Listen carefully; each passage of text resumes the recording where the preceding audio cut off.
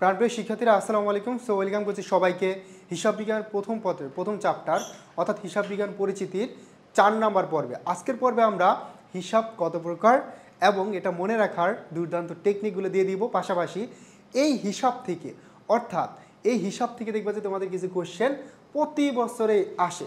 তো 4 নম্বর পর্ব শুরু করা যাক। আমরা এই পর্বতে খুবই সহজ একটা টপিক শিখতে যাচ্ছি এবং এই টপিক থেকে তোমাদের কোশ্চেন আসবেই আসবে। ক্লিয়ার? তার মানে এই টপিক থেকে তোমাদের দেখবা যে কোশ্চেন থাকবেই থাকবে পরীক্ষায়। ওকে, তো দেখো আমরা শুরুতেই জানি প্রত্যেকেই যে হিসাব হচ্ছে 5 প্রকার। কত প্রকার? 5 প্রকার। কিন্তু এখানে 6টা এলিমেন্টস দেওয়া আছে, 6টা এলিমেন্টসে আমরা শিখব। তো হিসাব মূলত 5 প্রকার। আমরা প্রত্যেকে জানি যে আধুনিক হিসাব হচ্ছে 5 প্রকার, যেমন সম্পদ, দায়, মালিকানা সত্ত্ব, আয় ব্যয়। জাস্ট উত্তোলনটা আসবে না। এখন এই যে আধুনিক পদ্ধতি হিসাব 5 প্রকার, এই 5টা প্রকার হিসাব কোন ধরনের জের প্রকাশ করে এটা আমরা কি জানবো। তো দেখো শুরুতে আমরা জানবো সবৌ। ঠিক আছে, কি বউ? সবৌ। আমরা সবার বউ। সবার বউ কি ডেভিড? মানে সবার বউ। সবার বউ বলতে কি আমরা বুঝি যে সবার বউ কি ডেভিড, কারণ বউকে আমরা নিয়ে আসি। তার মানে আমরা জানি যে হিসাব বিজ্ঞানের ভাষায় যে কোনো কিছু আসলেই কি ডেভিড। তার মানে মনে রাখবা যে সবৌ, সবার বউই ভাই। বউ তো আমরা নিয়ে আসি বিয়ে করে, তাই না? তার মানে বউ নিয়ে আসছি, এটা কি আমাদের জন্য ডেভিড, কারণ সে আসছে, যায়নি তো, যাইলে তখন কি ক্রেডিট। তার মানে মনে রাখার জন্য মনে রাখতে পারো যে সবৌ মানে অলওয়েজ ডেবিট। সবৌ মানে কি অলওয়েজ ডেবিট। তার মানে সম্পদ, ব্যয় এবং উত্তোলন, এই 3টা উপাদান অলওয়েজ কি ডেবিট। মানে এই 3টা উপাদানের স্বাভাবিক জের ডেবিট। এখান থেকে এইটুকু হচ্ছে মেন কনসেপ্ট। তোমার এইটুকু ধরতেই হবে। হিসাব বিজ্ঞানের প্রত্যেকটা চ্যাপ্টারে হিসাব লাগবে, ঠিক আছে? আর বুঝতে হবে যে কোনটা ডেবিট নাকি ক্রেডিট, এইটুকু। তো দেখো সবও হচ্ছে ডেবিট, মানে সম্পদ, ব্যয়, উত্তোলন। মনে রাখবা এই 3টার স্বাভাবিক জের অলওয়েজ ডেবিট। এই 3টার স্বাভাবিক জের অলওয়েজ ডেবিট। তার মানে অলওয়েজ স্বাভাবিক জের ডেবিট। যদি বৃদ্ধি পায়, যদি এই 3টে উপাদান বৃদ্ধি পায় তাহলে হচ্ছে গিয়া ডেবিট হবে, এবং এই 3টে উপাদান যদি হ্রাস পায় তখন হয়ে যাবে কি বলতো? হ্রাস যদি পায় তাহলে হয়ে যাবে ক্রেডিট। তার মানে সম্পদ যদি বাড়ে তাহলে ডেবিট এবং সম্পদ যদি কমে যায় তাহলে ক্রেডিট। এবার আসো আদম। আদম হচ্ছে কি ক্রেডিট। মনে রাখবা আদম অলওয়েজ ক্রেডিট। আদম অলওয়েজ ক্রেডিট। আতে হচ্ছে আয়, দতে হচ্ছে দায়, মতে হচ্ছে মালিকানা সত্ত্ব অথবা মূলধন। এই 3টা অলওয়েজ কি করে? ক্রেডিট জের প্রকাশ করে। অলওয়েজ কি করে? ক্রেডিট জের প্রকাশ করে। তার মানে যদি এই আয়, দায়, মালিকানা সত্ত্ব বৃদ্ধি পায়, যেহেতু এটা স্বাভাবিক জের ক্রেডিট, তার মানে তখন এটা ক্রেডিট হবে। এবং এটা যদি হ্রাস পায়, হ্যাঁ, এই উপাদানগুলো যদি হ্রাস পায় তখন এটা কি হয়ে যাবে? ডেবিট হয়ে যাবে, কারণ এটা স্বাভাবিক জের কি বলতো? স্বাভাবিক জের যেহেতু ক্রেডিট, যদি হ্রাস পায় তাহলে ডেবিট এবং বৃদ্ধি পাইলে কি ক্রেডিট। তার মানে এই বেসিকটুকু মনে রাখতে হবে তোমার, যে হিসাবের জের যে 5 প্রকার অথবা এখানে টোটাল আছে 6টা উত্তোলন সহ। তার মানে এইগুলা স্বাভাবিক জের কি, বাড়লে কি এবং কমলে কি, এগুলো ধরতে পারলে দেখবা এটা হিসাব সমীকরণ হোক, এটা অন্য যে কোনো টপিকের হোক, গ্রামুল হোক, আর্থিক অবস্থার বিভিন্ন হোক, সমন্বয় দাখিলা হোক, যেখান থেকে কোশ্চেন আসুক না কেন তুমি খুব সহজে কিন্তু ধরতে পারবা। যদি যাবাদাই করতে না পারো কোনটা বাড়লে কি কমলে কি এটা যদি না ধরতে পারো তাহলে কিন্তু আর পারবে না। ওকে, তার মানে বেসিক থেকে তোমাদের দেখবা অ্যাডমিশন এবং এইচএসসি 2টা জায়গায় প্রচুর কোশ্চেন আসছে। প্রিভিয়াসের অনেকগুলো কোশ্চেন যেমন আসতে পারে, নিচের কোন সে ডেবিট জের প্রকাশ করে, মানে কি সম্পদ, ব্যয়, উত্তোলন সবসময় ডেবিট। নিচের কোন জের ক্রেডিট জের প্রকাশ করে। তো তোমার মেন কনসেপ্টটা ক্লিয়ার থাকলে তুমি এটা কিন্তু সহজে আইডেন্টিফাই করতে পারবা। ওকে, এবার আমরা যেটা করব সকল প্রকার বিপরীত হিসাবগুলো একটু জানবো। হ্যাঁ, কি জানবো? সকল প্রকার বিপরীত হিসাবগুলো একটু জানবো। তো দেখো বিপরীত হিসাব, এটার আরেকটা নাম হচ্ছে প্রতি হিসাব।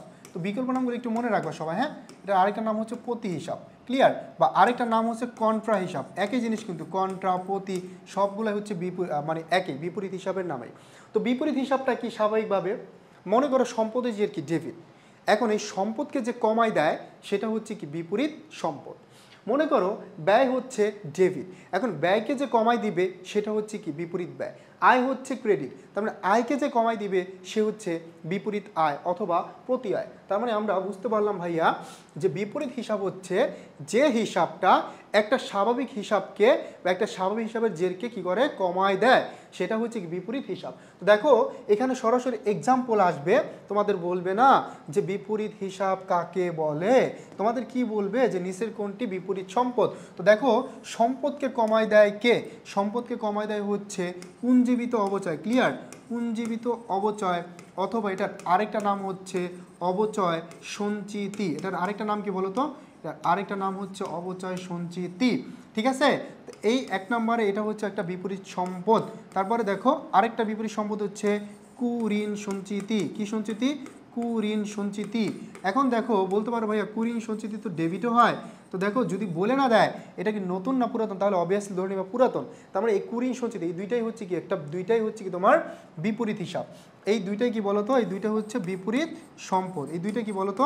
বিপরীত সম্পদ, ক্লিয়ার। এই দুইটা হচ্ছে বিপরীত সম্পদ। এখন দেখো এই বিপরীত সম্পদ সবসময় কোন জের প্রকাশ করে? ক্রেডিট। কোশ্চেন আসতে পারে নিচের কোনটি বিপরীত সম্পদ আইডেন্টিফাই করবা। কোশ্চেন আসতে পারে বিপরীত সম্পদ কোন ধরনের প্রকাশ করে? ক্রেডিট জের, ক্লিয়ার।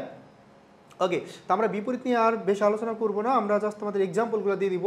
বিপরীত ব্যয়, ভাই ব্যয়কে যে কমায় দেয় সেই বিপরীত ব্যয়। মনে করো ব্যয় হচ্ছে ক্রয়, তার মানে ক্রয় ফেরত, এটা কি করে? ক্রয়কে কমায় দেয়।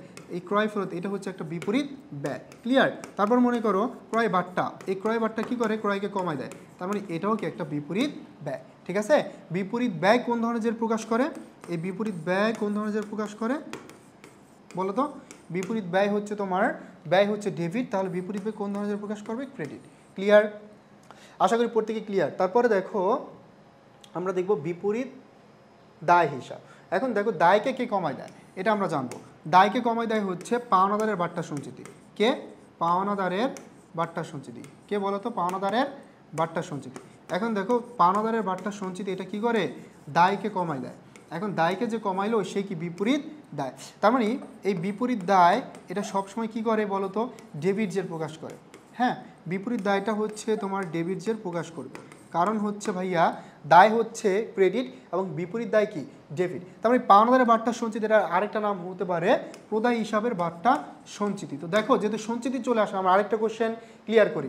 আমরা জানি পৃথিবীতে সমস্ত সঞ্চিতি কি? ক্রেডিট, বাট মনে রাখতে হবে এই পাওনাদারের বাট্টা সঞ্চিতি অথবা প্রদায় হিসাবের বাট্টা সঞ্চিতি অলওয়েজ কি বলতো? ডেবিট। যদি বৃদ্ধি পায় তাহলে ডেবিট এবং যদি হ্রাস পায় তাহলে কি? ক্রেডিট, ঠিক আছে। তার মানে পাওনাদারের বাট্টা সঞ্চিতির একটা বিপরীত দায় হিসাব। সর্বশেষ এলিমেন্টস বিপরীত আয় হিসাব, এটা আমরা শিখব। অর্থাৎ আয়কে কে কমায় দেয়, আমরা প্রথমে চিনতে হবে আয়টা কি, তাই না? এটা যদি চিনতে পারি তাহলে বিপরীত আয়টাও আমরা শিখে যাব। তো দেখো বিপরীত আয় সর্বশেষ আমরা শিখতে যাচ্ছি বিপরীত আয়। কি শিখতে যাচ্ছি? বিপরীত আয়। এখন দেখো বিপরীত আয় এটা হচ্ছে আমার ডেবিট জের প্রকাশ করবে, কারণ আয় হচ্ছে ক্রেডিট, বিপরীত আয় কি? ডেবিট। এটা কি হতে পারে? ধরো আমার বিপরীত আয় যেমন বিক্রয় ফেরত। হ্যাঁ, বিক্রয় ফেরত এটা কি করে? এটা বিক্রয়কে কমায় দেয়। বিক্রয় ফেরতটা বিক্রয়কে কমায় দিবে। অথবা বিক্রয় বাট্টা এটাও কি করবে? এটাও হচ্ছে কি করবে? তোমার বিক্রয়কে কমায় দিচ্ছে। তার মানে এই দুইটাই হচ্ছে বিপরীত আয় হিসাব। যেহেতু আয়কে কমায় দিচ্ছে এটা হচ্ছে বিপরীত আয় হিসাব। তার মানে এই যে তোমার হিসাবগুলো শিখে ফেললাম, বিপরীত হিসাবগুলো শিখে ফেললাম, দেখবা দুইটা এমসিকিউ কমন তোমাদের ইনশাল্লাহ এসএসসিতে এবং অ্যাডমিশনে কমন থাকবে, ঠিক আছে।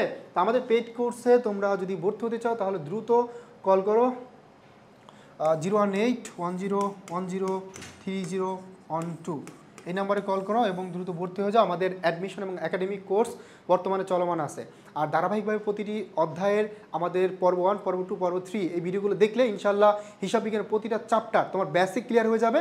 পাশাপাশি তুমি অ্যাডমিশন একাডেমিকের জন্য সিকিউ বলো একাডেমিকে এবং অ্যাডমিশনের বেসিক ক্লিয়ার হলে ইনশাল্লাহ প্রতিটা টপিকে তুমি ভালো করতে পারবা। সো দেখা হচ্ছে নেক্সট পর্বে।